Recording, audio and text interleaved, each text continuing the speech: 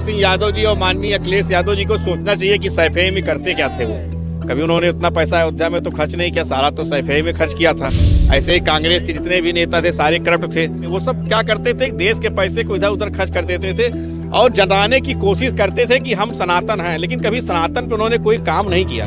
नकली है ही है, नकली असली होते तो असली अयोध्या में आते, नकली है तो नकली काम कर रहे हैं। और राहुल को तो ये भी नहीं पता कि जनेऊ पहनना कितना चाहिए। उनकी शादी ने वो 6 तागा वाला जनेऊ पहन के घूम रहे हैं। पहले ये तो सीख लो जनेऊ पहनना कितना चाहिए, ब्रह्मचारी के लिए कितना जनेऊ है और शादीशुदा के लिए कितना जनेऊ है। यदुवंशी नहीं है मैडम वो लोग उनके पूर्वज कोई और थे, वो लोग हिंदू नहीं है। अब हिंदू का लक्षण नहीं है तो हिंदू नहीं थे हमारे हिसाब से। हिंदू राष्ट्र की नींव यहाँ से पड़ रही है और यहाँ से ही पड़ेगी।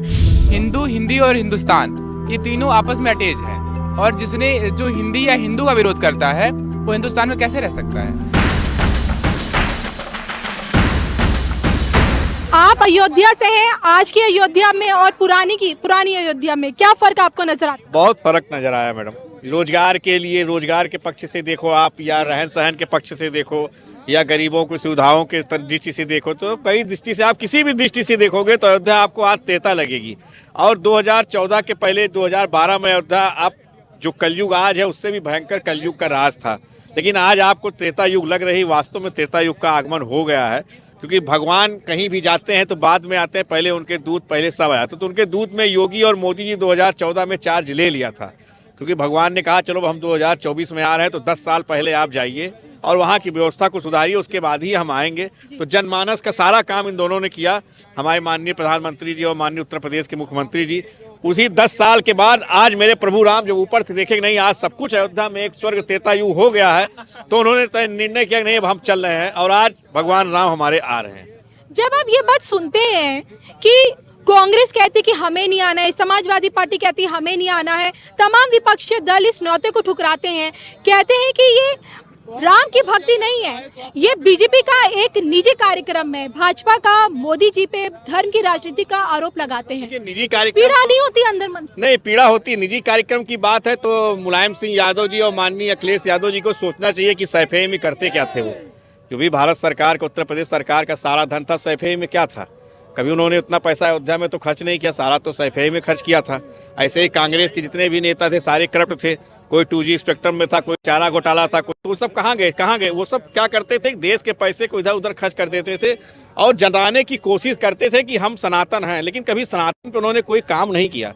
सिर्फ अपना पैसा सीधा किया और भारत के बैंकों में जमा कर दिया। यानी कि आप कहते हैं कि ये लोग नकली हिंदू हैं? नकली है ही है, नकली असली होते तो असली अयोध्या में आते, नकली है तो नकली काम कर रहे हैं। राहुल तो बोलते मैं कौल ब्राह्मण हूँ, जनेऊ धारण करता हूँ, मानसरोवर यात्रा पे भी। जनेऊ, राहुल को तो ये भी नहीं पता कि जनेऊ पहनना कितना चाहिए। उनकी शादी ने वो 6 तागा वाला जनेऊ पहन के घूम रहे हैं। पहले ये तो सीख लो जनेऊ पहनना कितना चाहिए, ब्रह्मचारी के लिए कितना जनेऊ है और शादीशुदा के लिए कितना जनेऊ है। जनेऊ मैंने भी देखा, वो 6 तागा पहन के घूम रहे हैं। उनको ये नहीं पता कि हमको अभी शादी नहीं हो तो हमको 6 पहनना चाहिए, कि ब्रह्मचारी वाला पहनना चाहिए।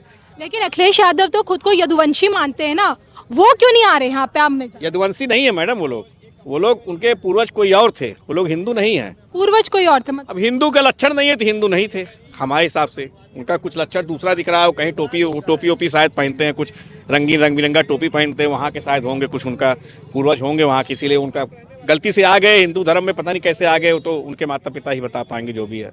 हम लोग तो खैर इतना जानकारी। अयोध्या से राम राज्य की स्थापना यहाँ पे होती नजर आ रही है, हिंदू राष्ट्र की क्या यहीं से नींव पड़ेगी? हिंदू राष्ट्र की नींव यहाँ से पड़ रही है और यहाँ से ही पड़ेगी।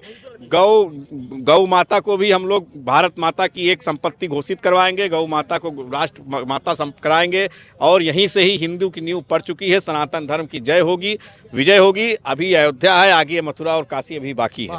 आप क्या? मैं ये कहना चाहता हूँ कि जो दिव्य और भव्य मंदिर बनने जा रहा है, आज हमारा रामलला जी विराजमान होंगे 22 तारीख को। तो जहाँ तक बात कर जाए भारत हिंदू राष्ट्र, सनातन राष्ट्र पहले भी था, अब भी है और हमेशा रहेगा। हमें हिंदू होने पर गर्व है, हमें सनातनी होने पर गर्व है। हमेशा सनातनियों को भारत ने सम्मान किया है। हमेशा जो भी सनातनी हिंदू जो भी है वो ही बहुत मतलब कि लोकप्रिय है और वह जिस मतलब कि बिल्कुल शांतिपूर्ण रहने वाला इंसान है। और सनातन धर्म हमेशा ही जीता जागता रहेगा। इस संसार को सनातन धर्म एक उपदेश देगा। आज पहले हमारे लोग यहाँ से बाहर के देशों को देखा करते थे, आज पूरा विश्व हमें देखने जा रहा है। आज हमारे जहाँ तक रामलला जी के प्राण प्रतिष्ठा के प्रोग्राम को 100 के तकरीबन देशों में लाइव देखा जाएगा, जिससे है हमारे रामलला जी के जो प्राण प्रतिष्ठा है वो दिव्य और भव्य बनने जा रही है। लेकिन देखिए आप सबसे पूछ जी एक मिनट, आपने जैसे अभी एक प्रश्न पूछा था कि विरोधी पार्टियां भगवान के प्रति इधर उधर की बातें कर रहे हैं। आप ये देखिए कि किसी न किसी माध्यम से वो जुड़ रहे हैं। कोई 22 के पहले सुंदरकांड दिल्ली में कर रहा है, कोई 22 को कलकत्ता में सारे धर्म जातियों की यात्रा निकालने के लिए तैयार है, कोई किसी मंदिर में दक्षिण भारत में दर्शन कर रहा है, कोई कहीं कर रहा है। उनके मन की पीड़ा हम लोग को दिख रही है, वो व्यक्त नहीं कर पा रहे हैं कि हम सनातनी। पीड़ा क्या है? यही पीड़ा है कि वो कह नहीं सकते कि हम हिंदू हम सनातनी हैं, क्योंकि उनको एक उनके वो वोट बैंक का खतरा है। लेकिन आज उसको बचाने के लिए किसी न किसी माध्यम से जुड़े हुए हैं।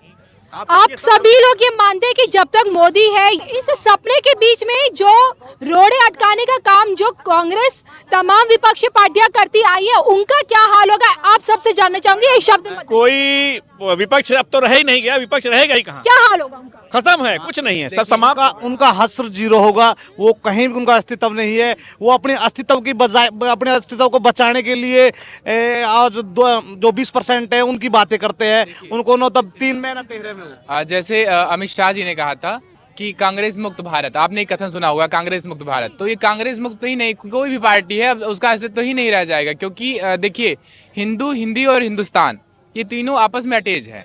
और जिसने जो हिंदी या हिंदू का विरोध करता है वो हिंदुस्तान में कैसे रह सकता है? छोटा सा ऐसे लोगों को एक नाम एग्जाम्पल ले लीजिए कि आज मायावती जी का कोई नाम नहीं है।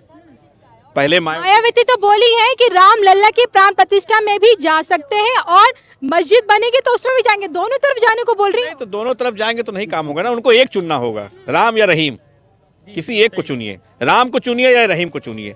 राम को चुनना है तो स्वागत है, रहीम को चुनना है तो आप जहां बैठी आज आपके पास एक भी सीट नहीं, आगे भी 0 आप रहेंगे। आपका हाथी जो लखनऊ में लगा उसी पर आप बैठेंगे, आप अपना घूमिए उसी पर। चलिए, जो मोदी के प्रति नफरत इतनी करते हैं कि अयोध्या आने को तैयार नहीं है, ऐसे लोगों को आप क्या मानते हैं? बस एक शब्द में डिफाइन करना, बताइए। पहले आप बताइए क्या कह रही हैं?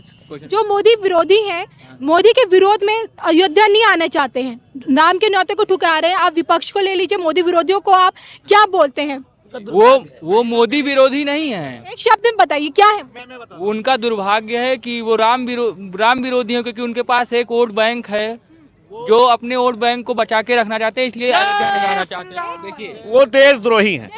वो कहीं ना कहीं मोदी का विरोध करते हुए सनातन के विरोधी हो गए हैं। जी, वो विरोधी अर्थी कहाँ है? देखिए, एक बहुत बढ़िया शब्द है, वो कमल और कमल नयन में अंतर नहीं समझ पा रहे हैं। कमल नयन भगवान श्री राम है और कमल है भाजपा। तो कमल नयन के लिए उनको आना चाहिए, उनको कमल के लिए नहीं।